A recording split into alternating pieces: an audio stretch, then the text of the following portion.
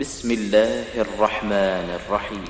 سبح لله ما في السماوات وما في الأرض وهو العزيز الحكيم.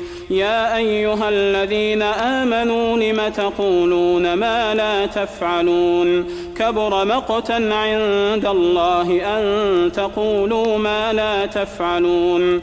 إن الله يحب الذين يقاتلون في سبيله صفا كأنهم بنيان مرصوص.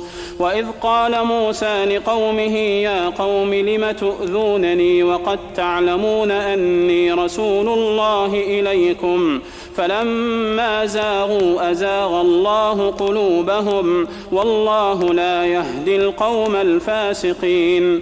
وإذ قال عيسى ابن مريم يا بني إسرائيل إني رسول الله إليكم مصدقا لما بين يدي من التوراة ومبشرا برسول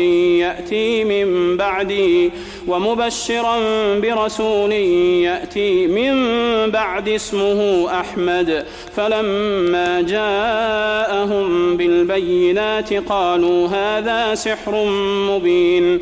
ومن أظلم ممن افترى على الله الكذب وهو يدعى إلى الإسلام والله لا يهدي القوم الظالمين. يريدون ليطفئوا نور الله بأفواههم والله متم نوره ولو كره الكافرون. هو الذي أرسل رسوله بالهدى ودين الحق ليظهره على الدين كله ولو كره المشركون. يا أيها الذين آمنوا هل أدلكم على تجارة تنجيكم من عذاب أليم؟ تؤمنون بالله ورسوله وتجاهدون في سبيل الله بأموالكم وأنفسكم ذلكم خير لكم إن كنتم تعلمون. يغفر لكم ذنوبكم ويدخلكم جنات تجري من تحتها الأنهار ومساكن طيبة في جنات عدن ذلك الفوز العظيم. وأخرى تحبونها نصر من الله وفتح قريب وبشر المؤمنين. يا أيها الذين آمنوا كونوا أنصار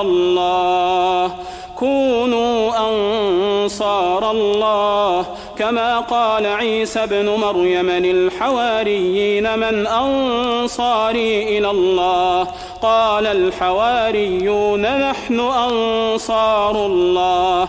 فآمنت طائفة من بني إسرائيل وكفرت طائفة فأيدنا الذين آمنوا على عدوهم فأصبحوا ظاهرين.